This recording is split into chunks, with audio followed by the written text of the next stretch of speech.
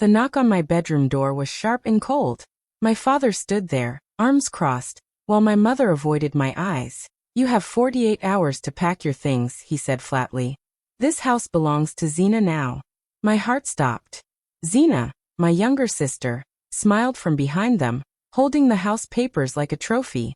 I wanted to scream, but instead, I whispered one thing. "Are you sure you know whose name is really on that deed?" They didn't, but soon they would. Fola stood frozen when his father's voice cut through the room like a knife. "You have 48 hours to get your things out," he said, his tone hard and final. His mother stood beside him, not daring to meet Fola's eyes. Behind them, Zena leaned against the wall with a smile that carried more poison than words. In her hands were the house papers, held like a crown she had just stolen. She tilted her head and said softly, "It's my turn now, brother." The words burned deeper than any insult. For a moment, Fola wanted to argue, to scream, to remind them of every sacrifice he had made in this house. But his voice refused to come out. He looked at his parents, people he had trusted all his life, and saw strangers who had chosen sides. Their silence told him everything. They had already written him out of their story. Zena walked closer, brushing past him, her perfume filling the air as she whispered, "Don't let the door hit you on the way out." Then she laughed and called for their parents to join her in the living room. Fola stood alone in the hallway, the same hallway where he had once played as a child, where laughter used to echo. Now it felt like a battlefield he had already lost. He picked up his bag slowly, his hands shaking but his face calm.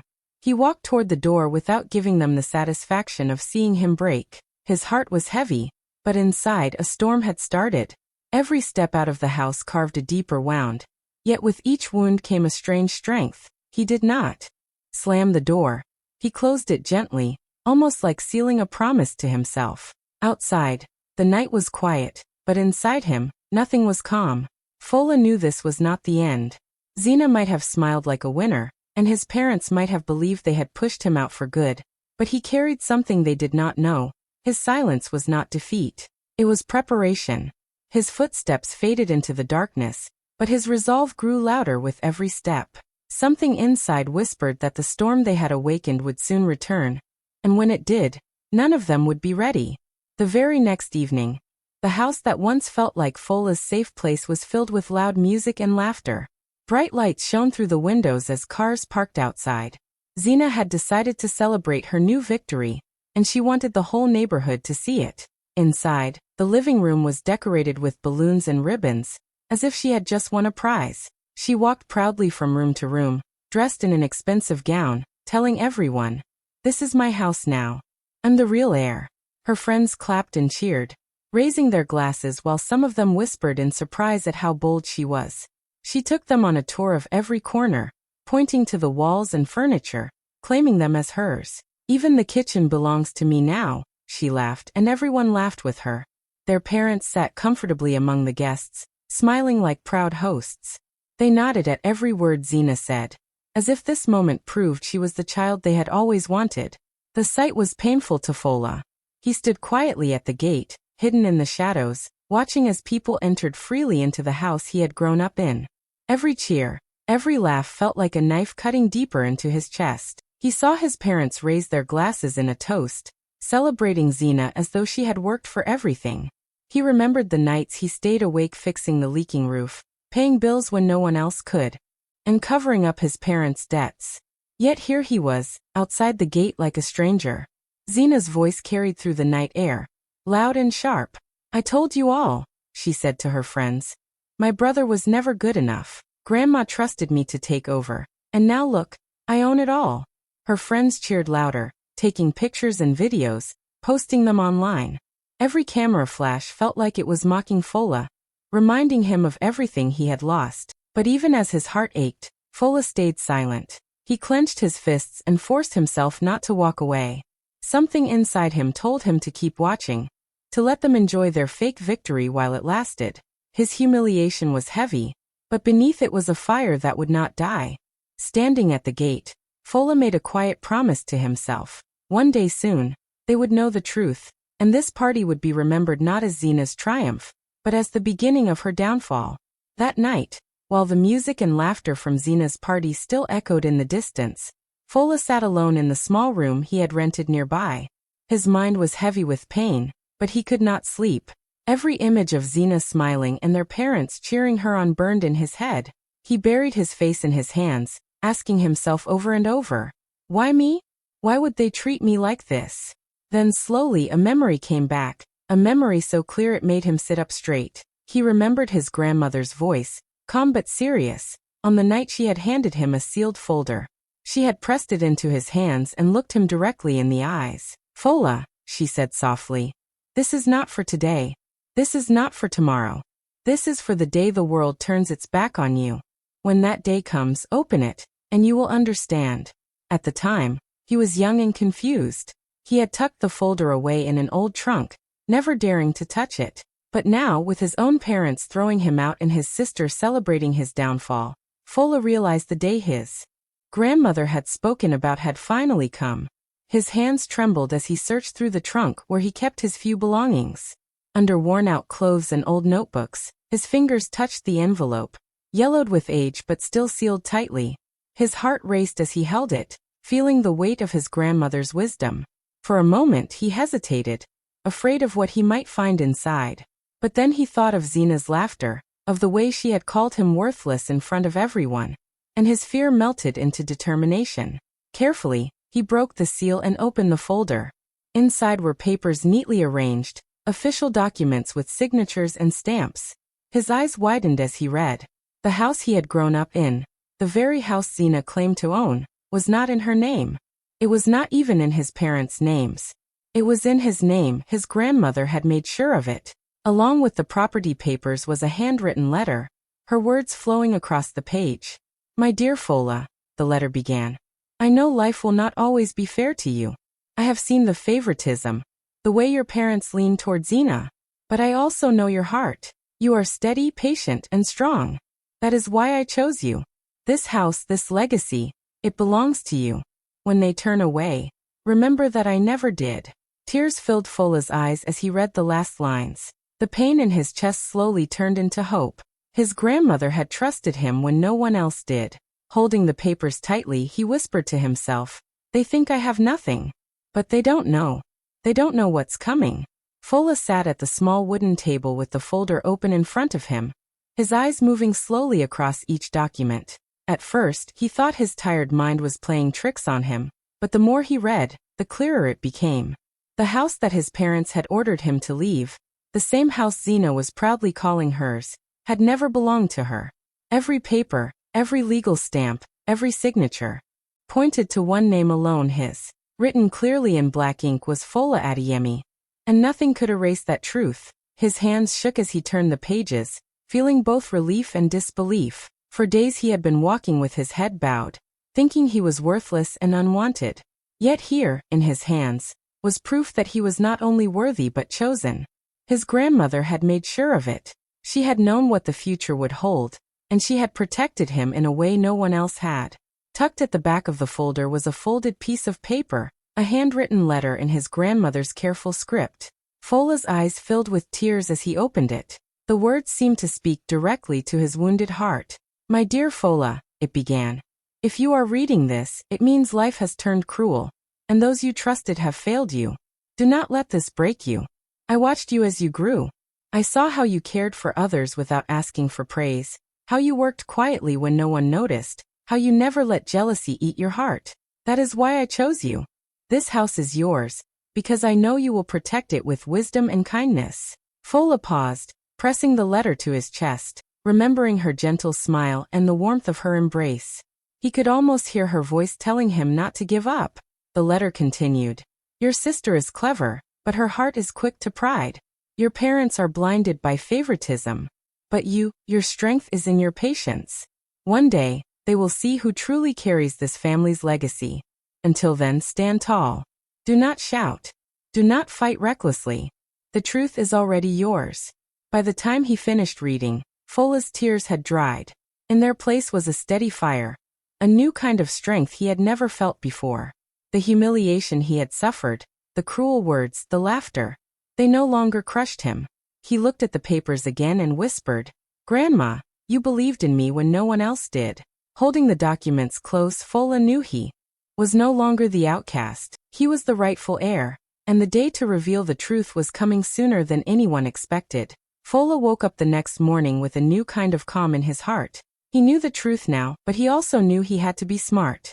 Running into the house to shout at Zena and his parents would only make him look weak. His grandmother's words from the letter echoed in his mind. Do not shout, do not fight recklessly, the truth is already yours. So instead of rushing, he decided to move carefully.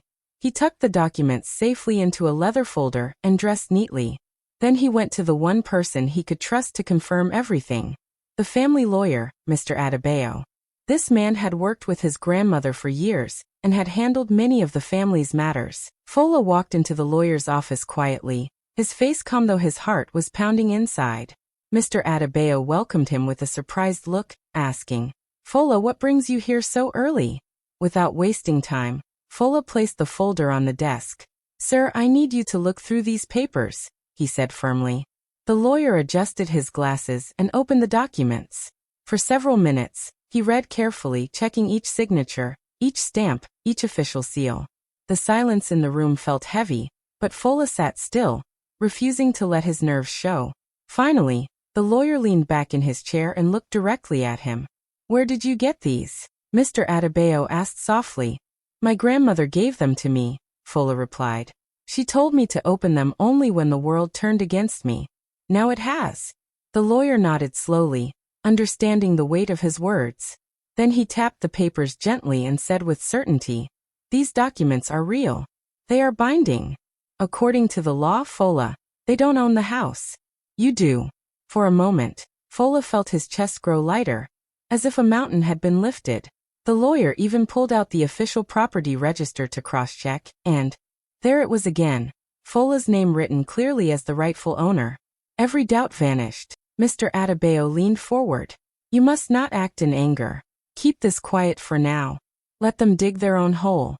When the time comes, you will reveal the truth, and they will have no ground to stand on. Fola nodded slowly, his grandmother's letter flashing in his mind. He stood up, shook the lawyer's hand, and walked out of the office with steady steps. He knew he carried not just papers, but power. The storm was no longer only inside him. It was waiting for the perfect moment to break. Fola returned from the lawyer's office with his heart steady and his steps firm. He carried the truth, but he also carried patience. He did not rush to confront anyone. Instead, he kept quiet, moving like a shadow while his parents and Zena continued to live in the house as though nothing could touch them. From a distance, he watched every move they made, every careless word, every sign of arrogance that grew larger each day. Zena was the loudest of them all. She strutted around the compound like a queen, telling neighbors and friends that she was the new heir. She walked through the living room with designers, pointing to furniture she wanted replaced, ordering new curtains, and even talking about tearing down some walls to make the house look more modern. Their parents stood proudly at her side, smiling as if her victories were theirs. Not once did they stop to think about the son they had pushed away. Soon, Zena began talking about selling a piece of the land behind the house. Why let it sit there useless? She told her parents. We can make money from it. They nodded eagerly, already dreaming of what they would do with the cash. Plans were made, meetings were scheduled, and strangers began visiting the property with measuring tapes, checking boundaries, and making offers. Each time, Fola watched silently, his anger hidden beneath his calm face. He saw how quickly his parents had forgotten him. They sat in the garden with friends, bragging about how Zena had taken charge of everything. They laughed loudly, telling stories about how their smart daughter would make the family proud. Fola's name was never mentioned, as if he had never existed. To them he was gone.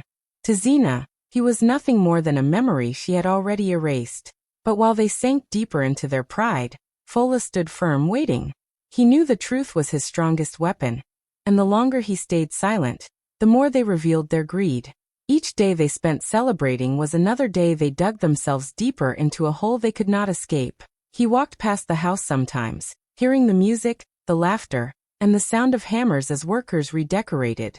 But he never reacted. He only smiled faintly, remembering the lawyer's advice and his grandmother's words. Fola understood now. Patience was his shield, and silence was his strength. His parents and Zena believed they were rising higher, But in reality, they were sinking into their own arrogance. And when the right moment came, they would see how far they had truly fallen. The day finally came when Zena's plans grew bigger than just redecorating and showing off. She had found serious buyers for the land behind the house, men who came in expensive cars and wore sharp suits.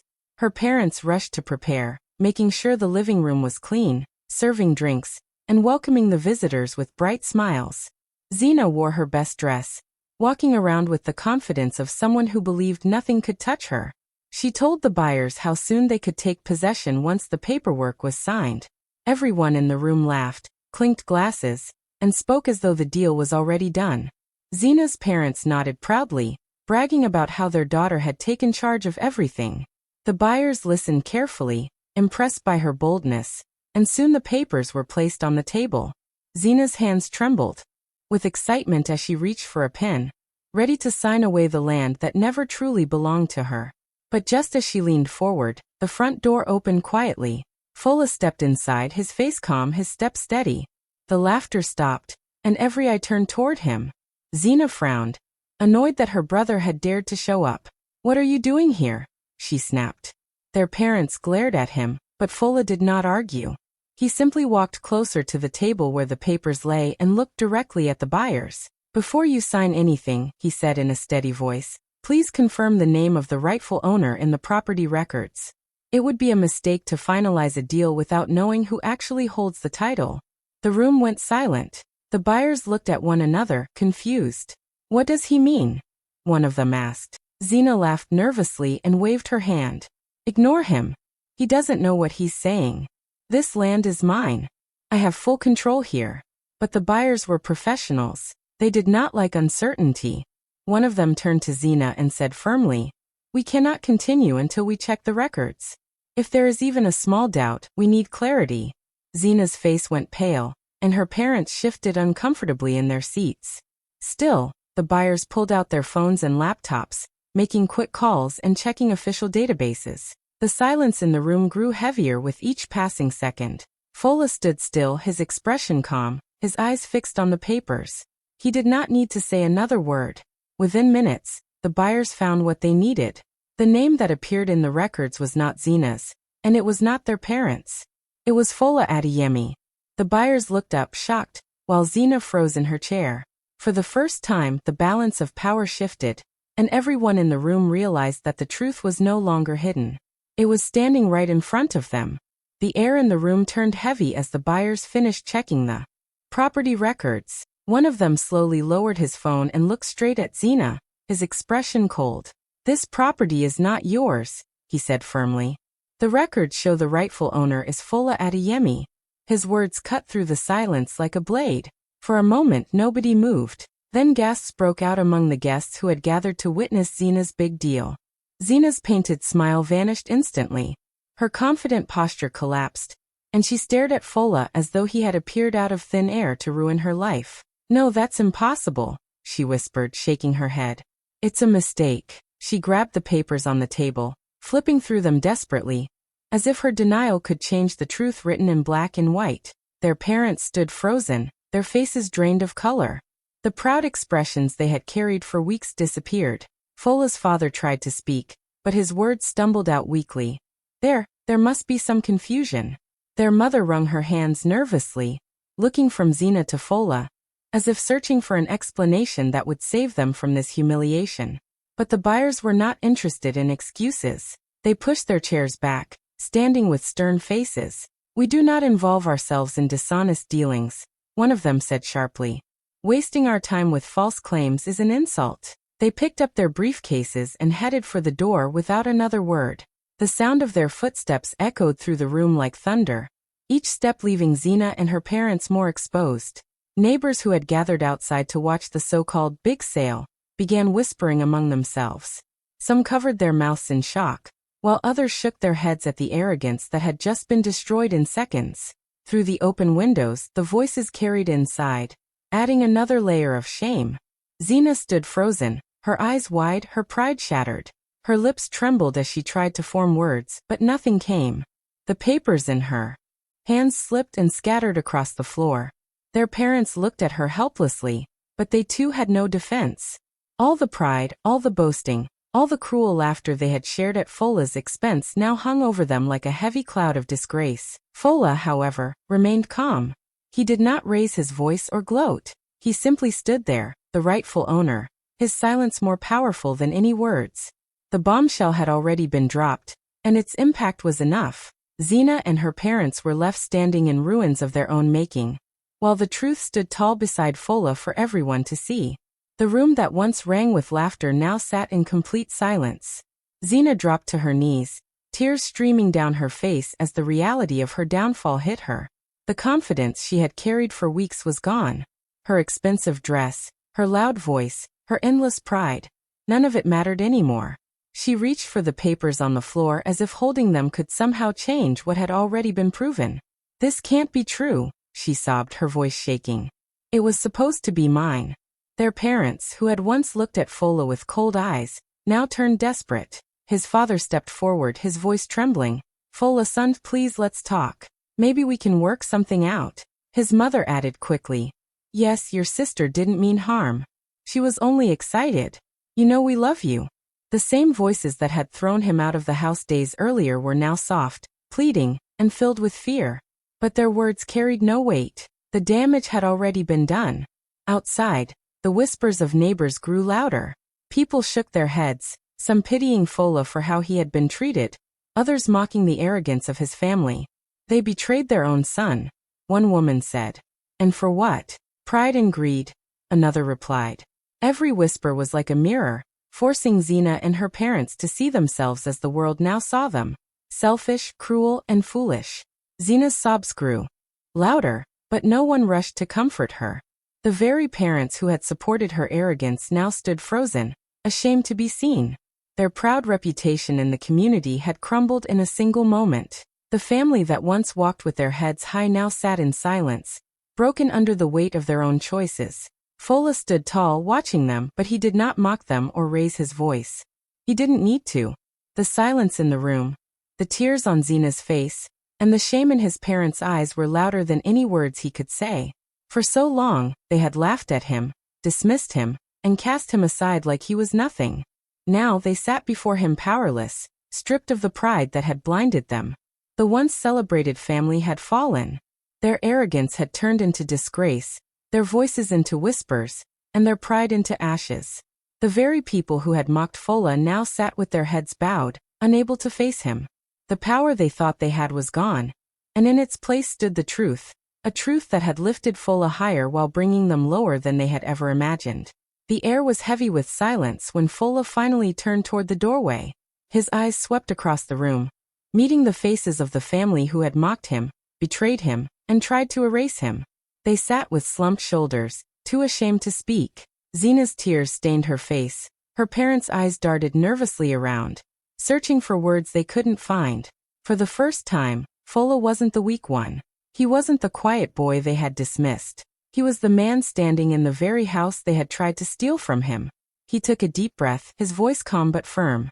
"You gave me 48 hours to leave," he said, each word cutting through the silence. His family lifted their heads slowly, stunned by his strength. "But I'll give you 24. His words landed like a hammer, final and unshakable. No shouting, no anger, just a calm command that carried the weight of justice. Gasps rippled from the neighbors who lingered outside the window, watching every second unfold. The very people who had once pitted Fola now looked at him with respect. They could see what his family had failed to see all these years. He was not just a son or a brother. They were standing in front of the rightful heir. Fola's steps were steady as he walked past his weeping sister and speechless parents. He didn't look back. Every stride was a declaration that he had claimed what was his. The house that once felt like a cage now felt like freedom. He entered the living room, his grandmother's favorite chair waiting as though she had always known he would one day return to sit in it. The family remained frozen in the hallway, powerless to stop him. They had lost not just the house, but the authority they once used to crush him. Pride had been their weapon, but now it had destroyed them. Fola sat down, his posture calm and steady, his heart beating with quiet triumph. He was no longer the outcast, no longer the victim. He was the heir his grandmother had trusted, the one she had seen potential in when no one else did. This was not just about property. It was about dignity, about justice, and about rising above cruelty. And so, with one final sentence, he had closed the chapter of his family's pride. The boy they had thrown out had walked back in as the man who owned it all. If this story gave you goosebumps, don't just scroll. Hit that like button, drop a comment with your thoughts, and share it so more people can feel this twist. And if you want more powerful stories like this, make sure to follow and never miss the next one.